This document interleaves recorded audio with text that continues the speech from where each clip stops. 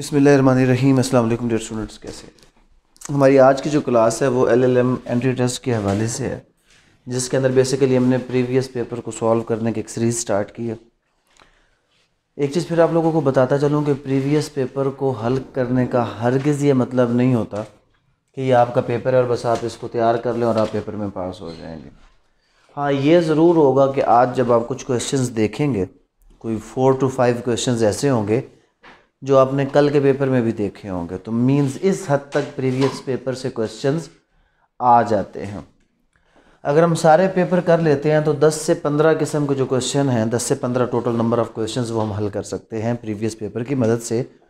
तो बाकी previous paper का बेसिक मकसद ये होता है कि हमें अंदाज़ा होता है कि जी क्वेश्चन किस किस्म का आ रहा है।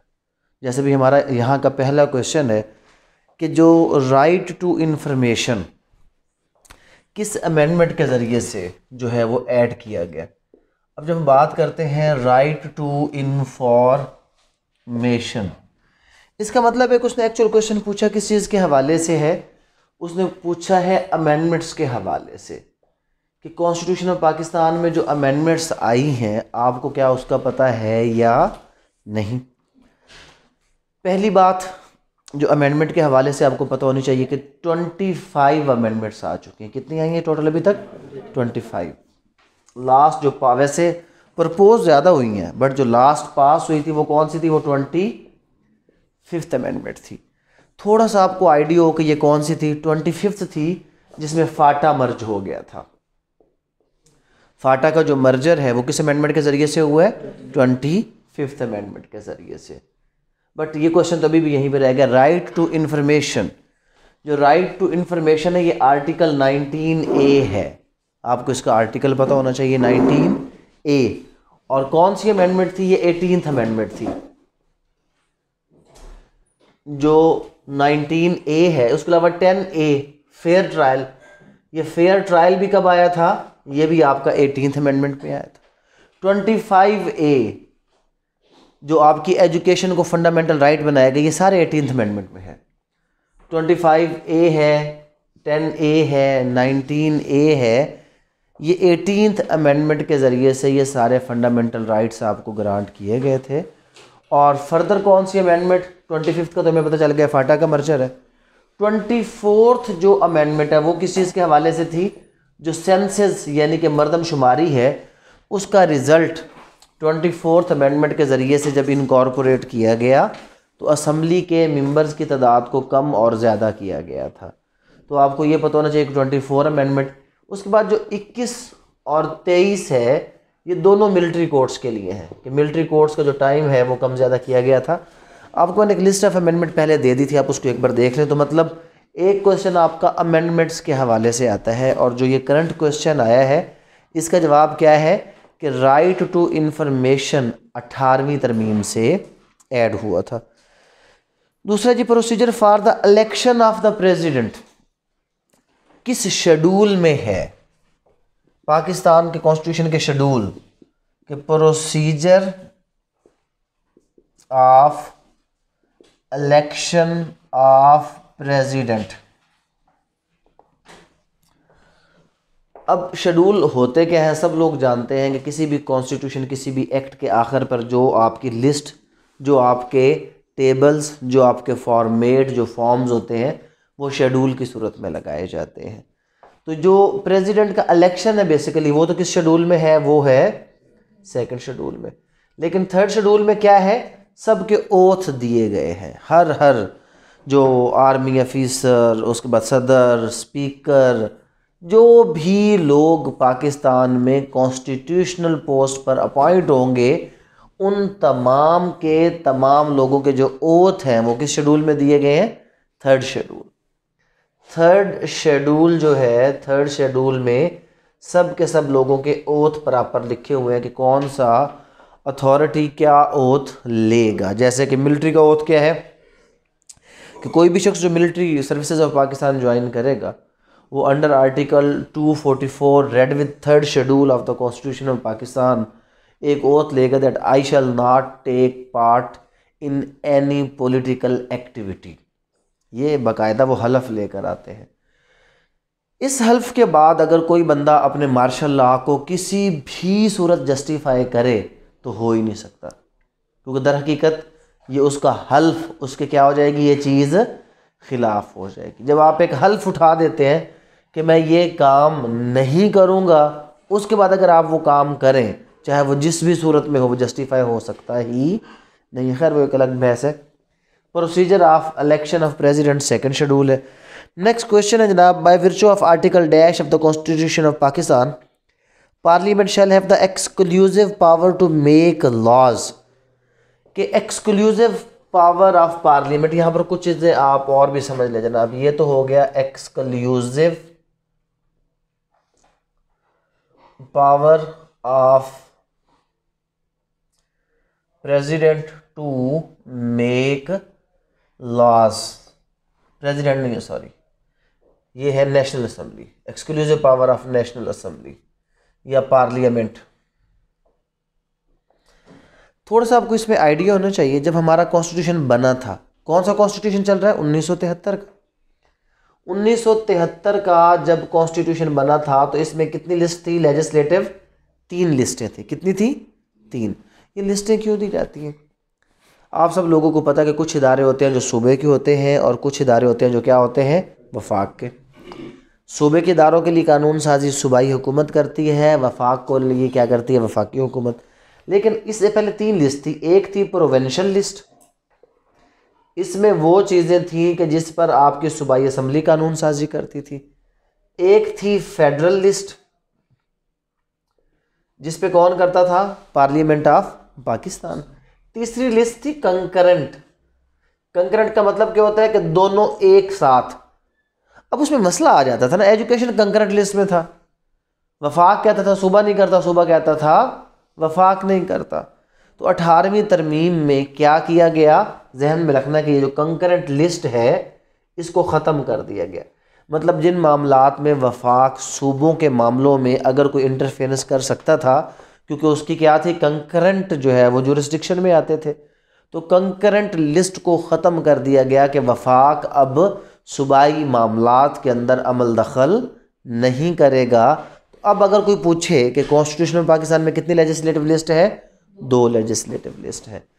18वीं तरमीम से पहले ओरिजिनली कितनी थी, 3 थी। ख़त्म कौन सी हुई, कंकरेंट लिस्ट। और जो अभी इस सवाल का जवाब आर्टिकल 142, ये अगर आप आर्टिकल 142 की पहली क्लास पढ़ें तो पहली क्लास को कॉपी किया गया है कि by virtue of article 142 of the constitution of Pakistan parliament shall have exclusive power to make laws with respect to the matters in federal legislative list. Article 142 clause 1। Next question है जनाब कि in which judgment the salient features of the constitution of Pakistan were identify. ये मैं आपको बाद में बता दूंगा, मैंने थोड़ा सा इस पर काम किया। 2-3 इसमें जजमेंट आ रही है, मिक्स है एक इसका से, आप इसको छोड़ दें, आप आगे आ जाए। अमेरिका में आप आ जाएं जनाब कि अमेरिका का जो वाइस प्रेसिडेंट और प्रेसिडेंट है उसका जो तरीक़ाकार है उनके इलेक्शन के हवाले से, वो किस में, 12th अमेंडमेंट। यूएसए कॉन्स्टिट्यूशन की कौन सी अमेंडमेंट है जनाब, 12th। यहाँ पर कुछ और चीज़ें भी आप जहन में रख लें यूएसए कॉन्स्टिट्यूशन के हवाले से, और वो कौन कौन सी चीज़ें हैं जनाब कि आज तक यूएसए कॉन्स्टिट्यूशन में टोटल अमेंडमेंट्स कितनी आई हैं। अगर हम बात करें यूएसए कॉन्स्टिट्यूशन की तो इसमें टोटल अमेंडमेंट आई हैं 27, और टोटल इसके ओरिजिनल आर्टिकल कितने थे, आर्टिकल थे 7। अमेंडमेंट कितनी आ गई, 27। और जो इलेक्शन के हवाले से अमेंडमेंट है, जो जिसके बारे में इसने कहा है, इलेक्शन के हवाले से किसका इलेक्शन, प्रेसिडेंट और वाइस प्रेसिडेंट।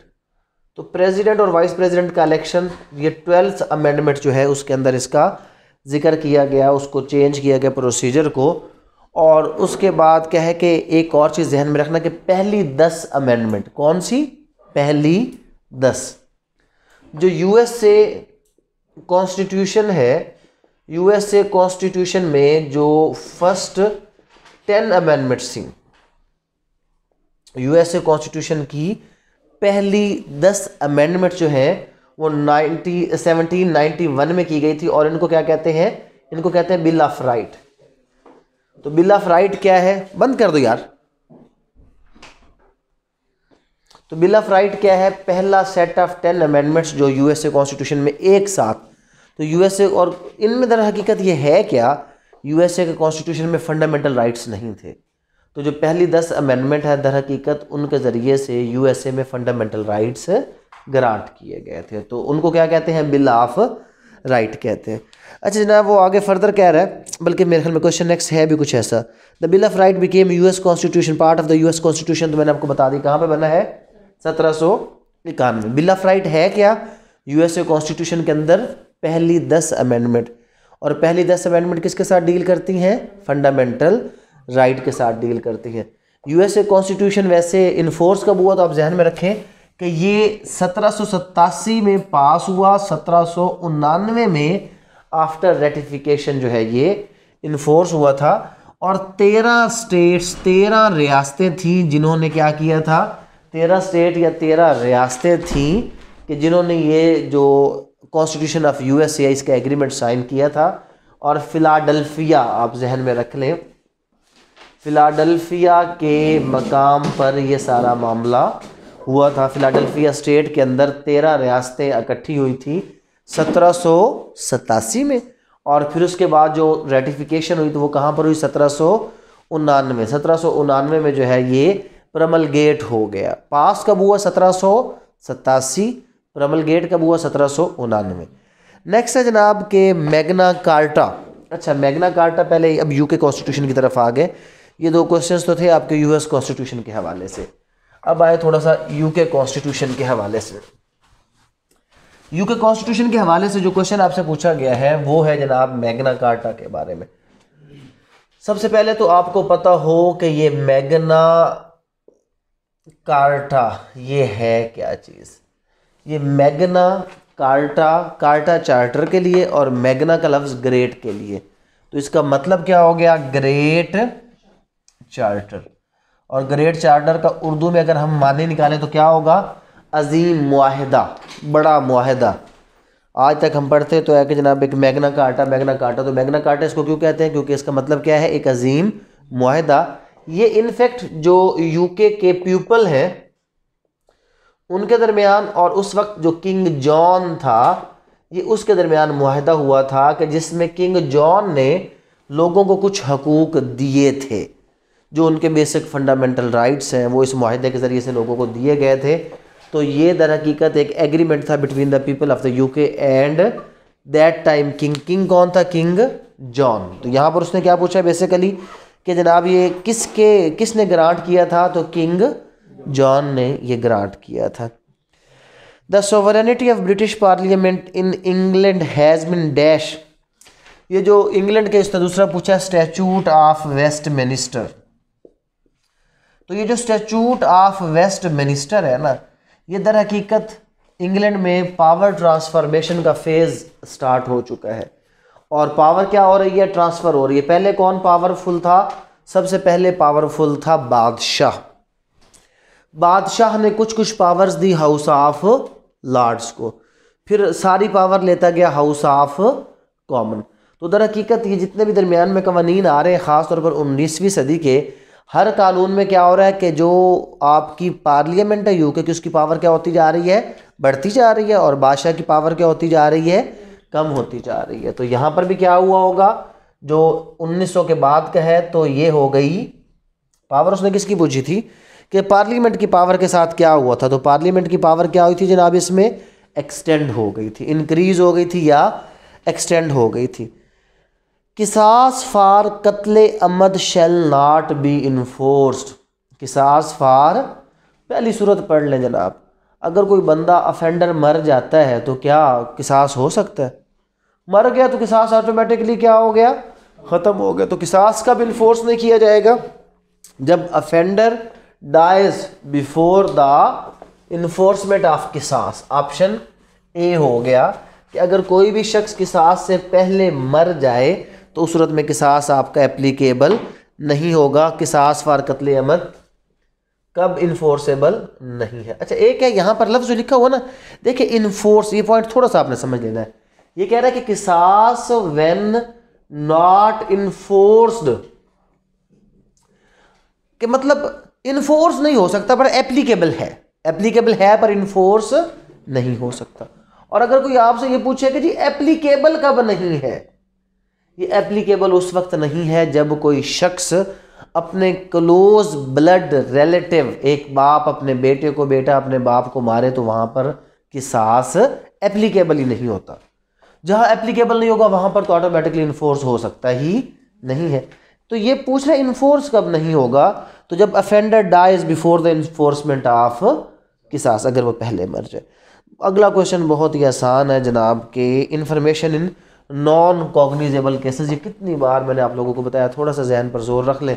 एक होता है जनाब हमारा कॉग्निजेबल ऑफेंस होता है और एक हमारा होता है नॉन कॉग्निजेबल। कुछ सेक्शन बता रहा हूँ, इन्हीं में से हर जगह पर एक आध क्वेश्चन आ जाता है। कॉग्निजेबल 154 में FIR दर्ज होती है, नॉन कॉग्निजेबल होता है जी 155 में सिर्फ उसकी क्या दर्ज होती है, रिपोर्ट होती है। जो 156 के तहत इन्वेस्टिगेशन है वो सिर्फ और सिर्फ किस में होती है, वो आपके कॉग्निजेबल ऑफेंसेस में होती है। और अगर नॉन कॉग्निजेबल ऑफेंसेस हो तो कब होगी आपकी इन्वेस्टिगेशन, कि जब magistrate of the first class उसको क्या करेगा, ऑर्डर करेगा तो होगा, अदरवाइज इन्वेस्टिगेशन उसके अंदर नहीं होगा। नेक्स्ट, तो यहाँ पर जवाब क्या हो जाएगा, 155 CRPC। नेक्स्ट क्वेश्चन है जी, when 2 or more person by fighting in public place, 2 या 2 से ज्यादा लोग, जब भी आपके 2 or more than 2 persons क्या करते हैं, फाइट करते हैं पब्लिक प्लेस पर, तो पुलिस दोनों फट के ले जाती है, ऐसे ही है ना। और किस सेक्शन के तहत, किस दफ़ा के तहत इसको क्या कहते हैं, अफरे। वैसे ये चैप्टर वही है अनलॉफुल असेंबली वाला, बंदा उसमें हो जाता कि यार पहले होती है अनलॉफुल असेंबली, उसके बाद क्या होता है राइट, और फिर अफरे क्या है, 2 या 2 से ज़्यादा लोगों का पब्लिक प्लेस पर लड़ना अफरे कहलाता है। अनलॉफुल असेंबली में 5 या 5 से ज़्यादा लोग, जो सेक्शन 141 में 5 मकासद बताए गए, अगर उनकी खिलाफ वर्जी करते हुए इकट्ठे होंगे तो अनलॉफुल असेंबली। जब अनलॉफुल असेंबली में वायलेंस आएगा तो वो क्या बन जाएगा, वो राइट बन जाएगा। तो अनलॉफुल असेंबली क्या है, वायलेंस के साथ इकट्ठे होने को, जब आप अनलॉफुल असेंबली में वायलेंस लाएंगे तो राइट, और अनलॉफुल असेंबली जब कॉमन ऑब्जेक्ट के लिए आप सब लोग इकट्ठे होंगे तो क्या हो जाएगा आपका, लेकिन कॉमन ऑब्जेक्ट 5 या 5 से ज़्यादा लोग, और उसके बाद आपका कॉमन इंटेंशन 2 या 2 से ज़्यादा लोग। यहाँ पर तो बड़ा सिंपल सा जवाब है, पब्लिक प्लेस पर 2 या 2 से ज़्यादा लोगों का लड़ना क्या कहलाएगा, अफरे कहलाएगा। डबल जीओपर्डी जनाब, पर्सन वंस एक्विटेड और convicted can not be tried again for the same offence. Double jeopardy सबको पता है, सेक्शन 403 CRPC। ये जो डबल जीओपर्डी है, अगर हम बात करें CRPC की, तो CRPC सेक्शन 403। अगर हम बात करें कॉन्स्टिट्यूशन की तो आर्टिकल 13। अगर हम बात करें जनरल क्लॉजेज एक्ट की तो जनरल क्लॉजेज एक्ट का सेक्शन 26। अगर हम बात करें CPC में इसके साथ का मिलता जुलता कंसेप्ट, तो वो कौन सा है, रेस जुडिकाटा सेक्शन 11 CPC। ये कंसेप्ट आपका है जनाब डबल जीओपर्डी के हवाले से। वो डबल जीओपर्डी तो खैर नहीं है, बट मिलता जुलता कंसेप्ट है। जिस तरह यहाँ पर एक केस के बाद दोबारा केस नहीं हो सकता, वहाँ पर भी सिविल मैटर में एक केस के बाद दोबारा केस। तो इसका जवाब क्या होगा जनाब, कौन सा CRPC का सेक्शन है, जो ये करंट क्वेश्चन है, 403। नेक्स्ट है जनाब सेक्शन 249A, किसकी पावर है, to acquit the accused at any stage of the case. तो at any stage of the case 249A power किसकी है, मजिस्ट्रेट की है। और ये कौन सी पावर है, टू एक्विट अक्यूज्ड। अगर लफ्ज हो at any stage of case तो ये होगा, अगर हो आफ्टर रिकॉर्डिंग ऑफ एविडेंस तो फिर 245 आ जाएगा। अगर वो कंफ्यूज करने के लिए कहे कि जनाब आफ्टर रिकॉर्डिंग ऑफ एविडेंस, तो मजिस्ट्रेट किसी को एक्विट करेगा तो रिकॉर्डिंग ऑफ एविडेंस के बाद कौन सा सेक्शन है, 245। एट एनी स्टेज कौन सा, 249A। और 265 के किसकी पावर है, सेम है, लेकिन पावर किसकी है, वो सेशन कोड की पावर है 249 के। अच्छा जी, नेक्स्ट थोड़ी सी स्टेटमेंट क्या है जनाब, आपकी सोचने समझने वाली है। कहता है which one of the following statement does not constitute fraud. के 4 स्टेटमेंट है, 3 फ्रॉड की डेफिनेशन है और एक उसकी डेफिनेशन नहीं है। पहली statement, suggestion as a fact of something which is not true by a person who does not believe it to be true. मुझे पता है कि ये एक चीज़ सच नहीं है, फिर भी मैं आपको अगर कहूँ कि ये ऐसा है तो ये फ्रॉड है या नहीं है। जब मुझे पता है कि ऐसा नहीं है फिर भी मैं किसी को यकीन दिलाऊं तो ये क्या है, fraud. Active concealment of fact, जानबूझकर हकायक समझाना, यही तो असली डेफिनेशन है फ्रॉड की, the active concealment of fact. कहता है promise made without any intention of performing it, किसी से वादा करना और ये सोच के वादा करना कि मैंने ये पूरा, तो ये भी क्या है, फ्रॉड हो गया। फिर वो कहता है innocent statement honestly believing the same to be true, एक ऐसी स्टेटमेंट जिसमें आप एक चीज़ सच समझ कर कहें, चाहे वो बाद में गलत हो जाए, बट जब आप वो बात करे थे आप उसको क्या समझ रहे थे, सच। तो इसका जवाब क्या हो जाएगा, ये फ्रॉड नहीं है, बाकी तीनों क्या है, फ्रॉड है। अच्छा जी, रिट के बारे में बात आ गई। ये 5 रिट्स बड़ी मशहूर हैं, हर जगह पर पूछी जाती हैं और हम जो है ना अक्सर इन 5 रिट्स के बारे में आज तक जो है वो गलत सोचते हैं, गंदी गंदी बातें सोचते हैं और अक्सर इसको मुश्किल बना के बैठे होते हैं। क्यों ज़ेब मियाँ, गंदी गंदी बातों पर तुम्हारे दांत फौरन ऐसे हो गए, खिल उठे हो तुम, है कोई वजह तो होनी चाहिए, क्यों? वो उस लफ्ज़ के मज़े ले रहा खाली। अच्छा जी, रिट जी, एक तो है आर्टिकल 199, यही 5 रिट्स हैं और मज़े की बात ये है ये पांचों में से कोई भी लफ्ज़ कॉन्स्टिट्यूशन में नहीं लिखा हुआ, ये उसके मतलब से ड्राइव किया गया कि जी ऐसा है, लिखा हुआ नहीं है। आर्टिकल 199 में कौन जारी करता है, हाई कोर्ट। आर्टिकल 184(3) में कौन जारी करता है, सुप्रीम कोर्ट। लेकिन फ़र्क ये है कि सुप्रीम कोर्ट की ये ओरिजिनल जुरिस्डिक्शन है, मतलब ये है कि सुप्रीम कोर्ट खुद से भी सो मोटो लेकर भी रिट जारी कर सकता है, but high court can not issue a writ in suo moto manner. हाँ, किसी की दरख्वास्त पर हाई कोर्ट रिट करेगा, जब तक पिटिशन फाइल ना की जाए हाई कोर्ट रिट जारी। सादा अल्फाज में अगर कोई आपसे ये पूछे क्या हाई कोर्ट सुमोटो एक्शन ले सकता है, नहीं ले सकता। सुमोटो रिट जारी कर सकता है, नहीं जारी कर सकता। कब जारी करेगा, जब अंडर आर्टिकल 199 कोई उसको पिटिशन फाइल करेगा तो सुप्रीम कोर्ट खुद से भी कर सकता है और उसके ऊपर किसी दरख्वास्त के ऊपर भी कर सकता है। एक एक लफ्ज़ में टोटल कितनी है, 5। पहली है मैंडेमस, कौन सी है जनाब, मैंडेमस। अच्छा, ये मैंडेमस और प्रोहिबिशन को उलट कर ले आप, ये इस तरह याद कर ले, ये उलट है। मैंडेमस और प्रोहिबिशन एक दूसरे के क्या है, उलट है। मैंडेमस है वुई कमांड। वुई कमांड का मतलब क्या है कि अदालत किसी शख्स को कानूनी काम का हुक्म जब देती है, अगर कोई इदारा कोई अथॉरिटी अगर कानूनी काम ना करे तो कानूनी काम का जो हुक्म देना ये किसके तहत होता है, ये कौन सा है जनाब, मैंडेमस। और प्रोहिबिशन क्या है, गैर कानूनी काम से रोकना। गैर कानूनी काम से रोकना, कानूनी काम का हुक्म देना, मैंडेमस गैर कानूनी काम से रोकना, प्रोहिबिशन एक दूसरे के क्या हो गए, दोनों उलट हो गए जनाब, मैंडेमस और प्रोहिबिशन हो गया। अब आगे चले जनाब, मैंडेमस और प्रोहिबिशन के अलावा 2 रिट्स है, को वारंटो और सर्चोराय। को वारंटो, सर्चोराय, ये क्या है जनाब, को वारंटो और certiorari. Quo warranto, under what authority you are holding this office, और ये है सर्टिफिकेट ऑफ एक्शन। क्या मतलब हुआ जनाब, under what authority you are holding this office ना, पावर का कोई चक्कर नहीं है। क्या मुशर्रफ साहब ने जो मार्शल लॉ या जो भी इमरजेंसी लगाई थी वो लगा सकते थे? नहीं। तो उनके खिलाफ कौन सी रिट लगी? को वारंटो। ओ भाई केड़ी अथॉरिटी नाल इस दफ्तर च आ गया तू? जब मार्शल लॉ लगा कौन कौन सी रिट लगी? को वारंटो। को वारंटो की रिट कब लगती है? कि जब कोई शख्स गलत तरीके से किसी ऑफिस में आकर बैठ जाए तो को वारंटो की लग जाएगी रिट। और सर्च्योराई है certificate of action.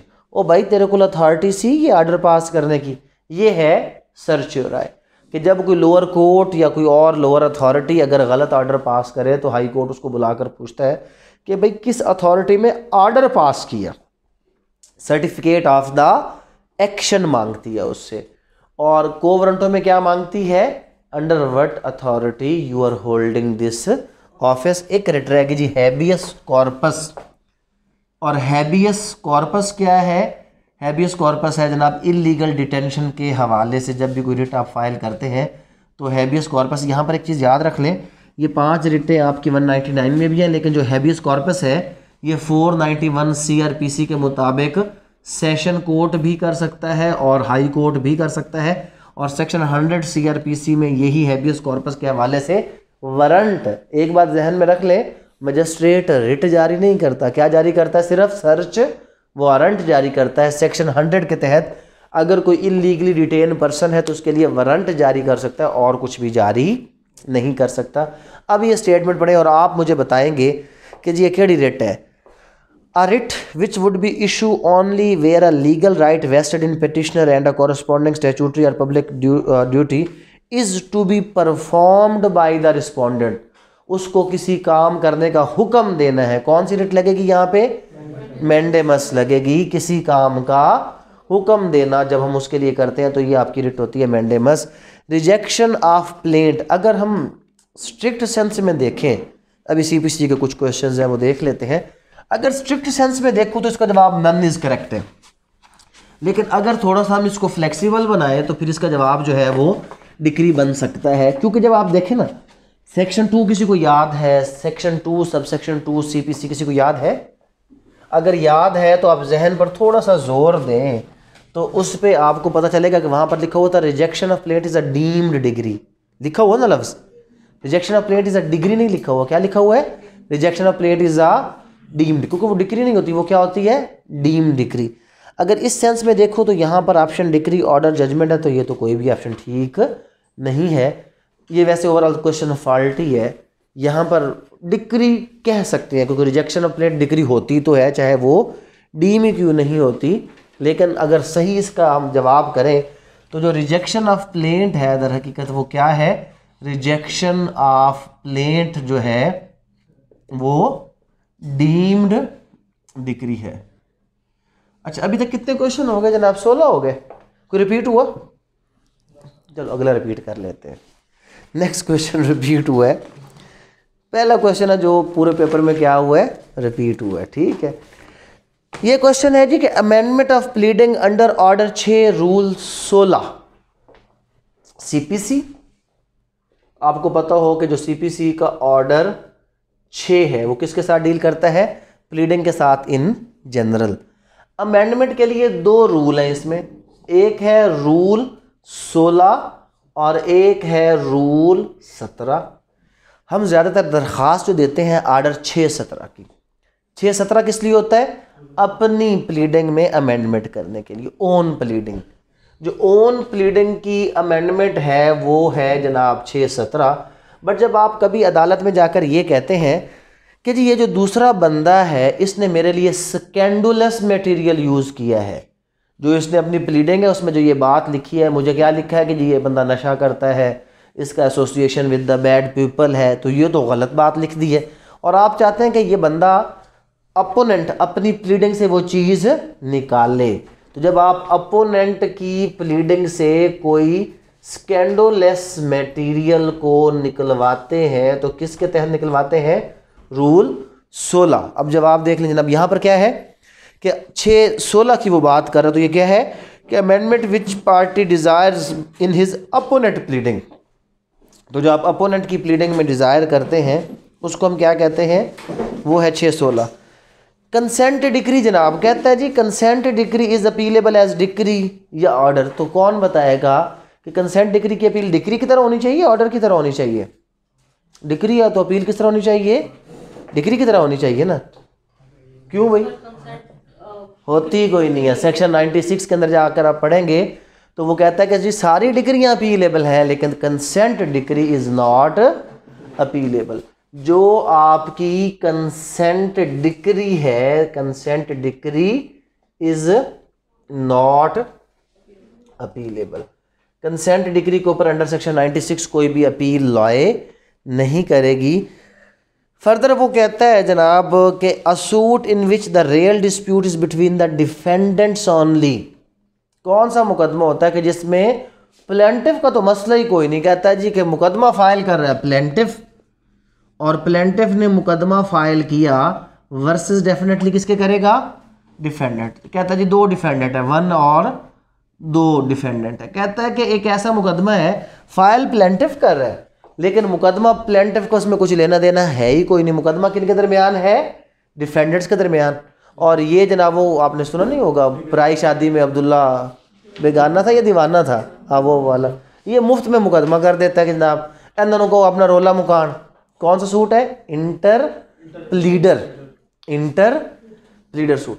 Inter pleader suit ये होता है जनाब कि जिसमें एक जो शख्स है वो ये करता है कि इसने पैसे देने हैं और अमाउंट एक ही है। पहले फॉर एग्जांपल ये दो पार्टनर थे। अब डिफेंडेंट वन कहता है जी तूने पैसे उन्होंने नहीं देने, किसको देने हैं? मुझे। तू कहता हो भाई तूने पैसे किसको देने हैं? मुझे देने। अब प्लेंटिफ कहता है मैं तो पैसे देने को तैयार हूं भाई, मैं डिफेंडेंट वन को दूं या डिफेंडेंट टू को। अगर वन को देता हूं तो टू कल को मुकदमा करेगा, टू को देता हूं तो वन कल को मुकदमा करेगा, और अगर दोनों को नहीं देता तो ये दोनों मिलकर मेरे ऊपर मुकदमा करेंगे कि जी टाइम पर पैसे नहीं दिए। तो वो अदालत जाकर कहता है कि जनाब मैं पैसे देने के लिए तैयार हूं, आप इनको कहें कि आपस में मामला हल करें ताकि मैं पैसे दूं और अपनी जान छुड़ाऊं। ऐसे मुकदमे को क्या कहते हैं? Inter pleader. इसमें प्लेंटिफ कहता है जी मैं पैसे जो मेरे हैं मैं देने को तैयार हूं, मेरा कोई भी अमल दखल लेना देना नहीं है। तो जो सूट डिफेंडेंट्स के दरमियान होगा वो क्या कहलाएगा? इंटर प्लीडर सूट कहलाएगा। अच्छा जी, लीडिंग क्वेश्चन से पहले क्या है? Which order of CPC deals with the review of judgment. जो रिव्यू का ऑर्डर है वही डील करेगा ना। किसी को याद है रिव्यू का ऑर्डर? ऑर्डर 47 है रिव्यू के लिए। जो रिव्यू ऑफ जजमेंट और तमाम चीज़ों के लिए इस्तेमाल होता है वो है जनाब रिव्यू का ऑर्डर। ऑर्डर 47 है और उसका रूल 1 रिव्यू ऑफ जजमेंट के हवाले से है, ऑर्डर 47 जनाब। नेक्स्ट क्वेश्चन वो कहता है कि लीडिंग क्वेश्चन में बी आस्क्ड। ये तो सबको पता है कि लीडिंग क्वेश्चन आर्टिकल 138 कानून शहादत ऑर्डर। लीडिंग क्वेश्चन होता ही क्रॉस एग्जामिनेशन के लिए। ना तो वो एग्जामिनेशन इन चीफ में पूछा जा सकता है, ना वो हाँ with the permission of the court तो पूछा जा सकता है, बट इन जनरल किसके लिए है? क्रॉस एग्जामिनेशन के लिए। तो यहाँ पर इसका जवाब क्या ठीक होगा? May be asked in cross examination. अगर वो आगे मेंशन करता may be asked in with the permission of court तो फिर ऑल ऑफ अबव हो जाता। With the permission of court आप उसको कहीं पर भी पूछ सकते हैं। Relevant facts are those facts. सिर्फ रेलेवेंट वो है जिसको कानून शहादत ऑर्डर ने रेलेवेंट डिक्लेयर कर दिया, उसके अलावा कोई भी रेलेवेंट फैक्ट नहीं है। तो जवाब हो गया इसका कौन सा हो गया? शुरू वाला। रेस जस्टे कानून शहादत ऑर्डर कहाँ पे है? आर्टिकल 19। आर्टिकल 19 है जी रेस जस्टे के बारे में। आगे आ जाए। Which section of the contract Act deals with the power to set aside contract made by undue influence? 19A। जो कॉन्ट्रैक्ट एक्ट के क्वेश्चंस कुछ अभी आ गए। कॉन्ट्रैक्ट एक्ट के अंदर आपको पता होना चाहिए 19A अनड्यू इन्फ्लुएंस वाला, और इसके अलावा जो बाकी है ना मिस्टेक वगैरह, मिस्टेक से पहले वाले कॉर्जियन, फ्रॉड, उसके लिए कौन सा मिसरिप्रेजेंटेशन वो 19 में है। कॉर्जियन फ्रॉड वगैरह 19 में है और अनड्यू इन्फ्लुएंस 19A में है, और मिस्टेक का सेक्शन ही अलग है, वो आगे चल के आ जाएगा। अच्छा जी, फिर आगे वो कहता है a contract an agreement which is enforceable by the law at the option of one party। आपके कॉन्ट्रैक्ट कितनी किस्म के होते हैं? 3। Valid, wide, voidable. वैलिड जिसमें सारे एसेंशियल पूरे, और void expressly declared void by the contract act. कौन कौन से? वेजरिंग एग्रीमेंट, ये जुआ शुआ के मुतल्लिक, agreement in restraint of marriage, trade, ये agreement to do any unlawful act, ये सारे क्या है? वाइड हो गए। अच्छा, वाइड एबल, जो वाइड एबल होता है वो वैलिड होता है at the option of one party unless and until it is declared void by the court.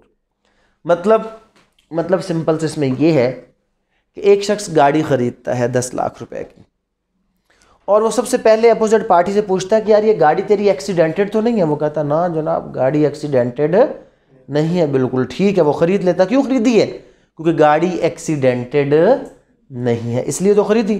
बाद में पता चलता है जी गाड़ी तो एक्सीडेंटेड है। अब ये बंदा कॉन्ट्रैक्ट खत्म कर सकता है या नहीं कर सकता? कर सकता है, लेकिन कहता है यार चलो इस रेट में मुझे ये ठीक है। तो eight the option of the aggrieved person ये वैलिड होगा। और अगर ये कहे ना ना ना ना मैंने तो गाड़ी क्या करनी है वापस, तो ये वाइड तो नहीं है बट वाइड एबल है। लेकिन जब तक इसको वाइड डिक्लेयर नहीं करवाया जाएगा ये क्या रहेगा? वैलिड रहेगा। तो ये आपके कॉन्ट्रैक्ट की होगी काइंड। तो यहाँ पर कौन सा कॉन्ट्रैक्ट है? जो कॉन्ट्रैक्ट वाइडेबल होते हैं वो eight the option of one party चलते हैं। कॉन्ट्रैक्ट जो कि आप किसी अदर पर्सन के लॉस, कॉन्ट्रैक्ट एक्ट की 3-4 किस्में। एक तो है जी कॉन्ट्रैक्ट ऑफ इंडेमनिटी, और एक होता है कॉन्ट्रैक्ट ऑफ गारंटी। इंडेमनिटी और गारंटी दोनों में क्या है? दोनों में होता यही है कि एक बंदा दूसरे बंदे के नुकसान की जिम्मेदारी लेता है। लेकिन कॉन्ट्रैक्ट ऑफ इंडेमनिटी में पार्टी कितनी होती है? Total 2। When one person himself saves promises to save other person from the loss, तो ये कौन सा? Contract of indemnity. और जब एक तीसरा बंदा कहता है जी अगर इसकी वजह से आपको नुकसान हुआ तो मैं जिम्मेदार हूं, ये कॉन्ट्रैक्ट कौन सा? Contract of guarantee. गारंटी में कितने बंदे होते हैं? 3। इंडेमनिटी में कितने बंदे होते हैं? 2। और एक ऐसा कॉन्ट्रैक्ट जिसका होना या ना होना किसी फ्यूचर के अनसर्टन इवेंट पर बेस करे, वो कौन सा कॉन्ट्रैक्ट होता है? आपका कॉन्टिंजेंट कॉन्ट्रैक्ट होता है। और वो कौन सा कॉन्ट्रैक्ट होता है कि व्हेन वन पर्सन जो है वो एग्री करता है to be represented by an other person, तो कॉन्ट्रैक्ट ऑफ एजेंसी, जिसमें कोई बंदा कहता है जी ठीक है आप मेरी बिहाफ पर मुझे रिप्रेजेंट कर दें, तो ये कॉन्ट्रैक्ट की किस्में आपको पता होनी चाहिए। और कौन से एग्रीमेंट्स हैं जनाब के जो विदाउट कंसिडरेशन, जनरल रूल ये है that any contract without consideration is wide. वो क्या है? वाइड, वाइडेबल नहीं। कॉन्ट्रैक्ट विदाउट कंसिडरेशन क्या है? वाइड है। लेकिन कुछ एक्सेप्शन सेक्शन 25 कॉन्ट्रैक्ट एक्ट में मौजूद है कि जिसमें वो कहता है कि जी लव एंड अफेक्शन और इस किस्म के जो मामलात या कॉन्ट्रैक्ट ऑफ गारंटी जो है दर हकीकत it is an exception to the general rule of the contract Act, जो कि कहता है कि कॉन्ट्रैक्ट विदाउट कंसिडरेशन वाइड होता है। लेकिन यहाँ पे कॉन्ट्रैक्ट विदाउट कंसिडरेशन क्या होता है? उसको वैलिड कंसिडर कर लिया जाता है। तो कौन सा सेक्शन होगा इसका जवाब? सेक्शन 25। अब मैं जल्दी जल्दी करता जाता हूँ क्योंकि टाइम थोड़ा आगे वाले बंदे परेशान हो रहे हैं, तो निशान लगाते गए। लेक्स लोकी, जहाँ पर भी लेक्स लोकी की बात आए, लोकी किसके लिए? लोकेशन के लिए, प्लेस के लिए। एक आता है जी लेक्स फ्री, जो कानून शहादत ऑर्डर है वो लेक्स फ्री है। वो क्या है? जो आपका law of the forum. Lex fori क्या होता है? लॉ ऑफ द फोरम होता है। और लेक्स लोकी क्या होता है? जो किसी पर्टिकुलर लोकेशन के हवाले से हो। तो place where contract was made, तो लेक्स लोकी आ जाएगा। इसका जवाब 28 का। 29, the communication of acceptance of proposal is complete against the acceptor. इसका जवाब बी है, when it is put in course of transmission by proposer है जनाब। नेक्स्ट क्वेश्चन है 30, what is difference between limitation and acquiescence. Limitation और acquiescence में यह है कि लिमिटेशन पीरियड डिफाइंड है कि इधर इतना, इधर इतना और इधर इतना। 3 साल, 3 महीने, 1 महीना, 6 महीने डिफाइंड है, चेंज नहीं होता। और जो आपके एक्विसेंस होता है वो होता है लंबी खामोशी। वो हर मौके के हिसाब से देखा जाता है कि खामोशी कितनी आपकी अनरीजनेबल है और कितनी अनरीजनेबल नहीं है। द रूल ऑफ एक्विसेंस में B change but rule of limitation में नॉट या can not B change. Limitation के रूल चेंज नहीं होते। डॉक्ट्राइन ऑफ लेचेस दर हकीकत कहाँ पर आती है? स्पेसिफिक रिलीफ एक्ट है, वहाँ पर डॉक्ट्राइन ऑफ लेचेस। लेचेस का मतलब क्या है? अनरीजनेबल डिले है। Suit for movable property court fee act के सेक्शन 7 और उसकी जो है वो क्लास 3 है, जिसमें लिखा गया है कि जी अगर कोई भी ऐसी प्रॉपर्टी जिसकी नो मार्केट वैल्यू होगी तो उसके लिए क्या होगा, उसका तरीकाकार 7 में लिखा हुआ है।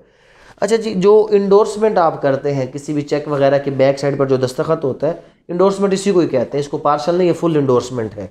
चेक की बैक पर दस्तखत वगैरह करना फुल इंडोर्समेंट है। The principle of natural justice, बड़े बड़े 2 प्रिंसिपल हैं। एक है आरडी अल्ट्रम पार्टम, no man can be condemned unheard, और दूसरी है नेमो डेबिट एसे जुडिक्स इन प्रोप्रिया काजा। इसका क्या है, नो मैन शैल बी जज इन हिज ओन काज। और यहाँ से कौन सा प्रिंसिपल बनता है, बाइसनेस का, कि कोई भी अगर आपका किसी भी किस्म का इंक्लाइनेशन या झुकाव होगा अगर पार्टी के साथ, तो आप उसमें जज नहीं हो सकते। यूनाइटेड नेशन एजेंसी जनाब रिस्पॉन्सिबल फॉर द रेफ्यूजी, कौन सी है, UNHCR। इसी को रेफ्यूजी एजेंसी भी कहते हैं, जो यूनाइटेड नेशन की है, UNHCR। इंटरनेशनल लॉ, इसमें है, इस जो चीज़ पूछी है वो कॉन्टिजियस जोन का पूछा है। जो कॉन्टिजियस जोन होता है वो 24 नॉटिकल माइल या 44.4 किलोमीटर, यहाँ पर कोई भी जवाब ठीक नहीं है, नन इज करेक्ट कर ले। कॉन्टिजियस जोन जो है वो आपका 24 नॉटिकल माइल होता है। यस सोली, दूसरा क्वेश्चन रिपीट हो गया पिछले पेपर के साथ। 2 प्रिंसिपल्स हैं किस चीज़ के, नेशनैलिटी के, एक है जेस सोली और एक है जेस सेंगुएंस। जेस सोली कहता है कि जनाब जिस ज़मीन पर आप पैदा होते हैं वहाँ की आपको नेशनैलिटी मिलती है। पाकिस्तान ये देता है, इस पर देता है पाकिस्तान, तो फिर अफ़गानियों को सबको मिलनी चाहिए, नहीं देता। अगर देता होता तो सारे अफ़गानी जो हमारे यहाँ पर हैं उनके बच्चे पैदा होते हैं ना यहाँ पर, हम उनको नेशनैलिटी नहीं, क्यों हम किस पे देते हैं, हम जेस सेंगुएंस, खून के रिश्ते, वेयर पेरेंट्स बिलोंग। अगर कोई बाहर भी रहता है पाकिस्तान का शहरी, उसका बच्चा बाहर भी पैदा होता है, हम उसको नेशनैलिटी देते हैं कि नहीं देते, ओवरसीज़ पाकिस्तानी करते हैं उसको, नहीं करते, कर देते हैं जनाब। तो हम किस पे बिलीव करते हैं, जेस सेंगुएंस पे, where the parents belong. Article 23 of Qanun Shahadat order admission के साथ किसी भी सूरत में डील नहीं करता, तो यहाँ पर जवाब क्या हो जाएगा, none of the above. Positivism क्या है, लीगल पॉजिटिविज्म जिसको हम कहते हैं, ये approach of the study according to law which only जो है वो posited by their rightful creator. Legal positivism है यही, वो कहता है जी लॉ सिर्फ वो वैलिड है जो एक प्रॉपर कमांड के ज़रिए से आएगा और जो एक राइटफुल क्रिएटर देगा। बाकी कस्टम सिस्टम वो कहते हैं ये कोई लाशा कोई नहीं है, ये लीगल पॉजिटिविज्म वाले, ए ऑप्शन इसका ठीक है। एनालिटिकल जूरिस्प्रूडेंस दर हकीकत होती क्या है, ये लॉजिकल स्ट्रक्चर ऑफ लॉ को डिस्कस करते हैं कि लॉ का लॉजिक, तो ये sociological method to analyse the legal system जो हम उसको कह सकते हैं। वैसे अगर ओवरऑल एग्जैक्ट स्ट्रिक्ट सेंस में जाए तो यहाँ पर जवाब क्या है, none is correct. Under Hanafi law जनाब, रेजिड्यूरी वरासत में कितने किस्म के हिस्सेदार होते हैं, 3।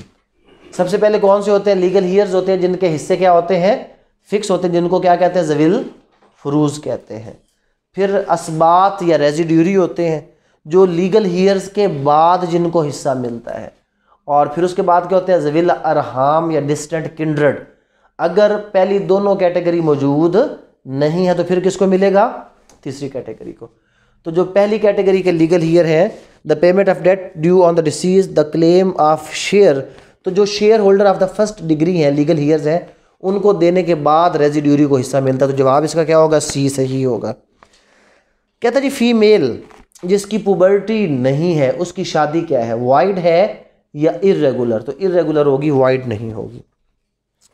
अब दरमियान में जनाब वो भी आ गया, आपका करंट अफेयर भी आ गया। उस वक्त के 2018 का पेपर है कि फीफा वर्ल्ड कप में कितने लोग थे, कितनी टीमें थी, 32 टीमें थी 2018 में। अभी अगर कोई करंट कोई ऑन गोइंग इवेंट है तो उसके बारे में वो आपसे पूछ सकता है किसी भी किस्म का सवाल। तो भाई पंजाब यूनिवर्सिटी वाले हैं, आपके पाकिस्तान की सबसे पुरानी और सबसे जो है ना वो मानवी यूनिवर्सिटी है, उनकी मर्ज़ी, अंडे देंगे बच्चे दें, हम उनको कुछ नहीं कह सकते, वो जो मर्ज़ी पूछें। इनमें से कितने अभी तक ऐसे सवाल आए हैं जो LLB के सिलेबस में हैं, LLB के सिलेबस में हरगिज़ नहीं है, लेकिन हैं तो बस हैं। अब कहीं पर भी आपने कभी पढ़ा था लेजिस्लेचर ऑफ म्यांमार, पढ़ा कॉन्स्टिट्यूशन ऑफ म्यांमार, नहीं पढ़ा। 2018-19 में वो मसला चल रहा था म्यांमार वाला, तो वो भी दरमियान में सवाल डाल दिया कि जो उसके लेजिस्लेचर को क्या कहते हैं, वैसे असेंबली ऑफ द यूनियन कहते हैं उसको। अच्छा जना, world day of social justice 20 February. NASA, national aeronautics and space administration, doctrine of indoor management कहाँ पर हुई थी इस्टेब्लिश? Royal British bank.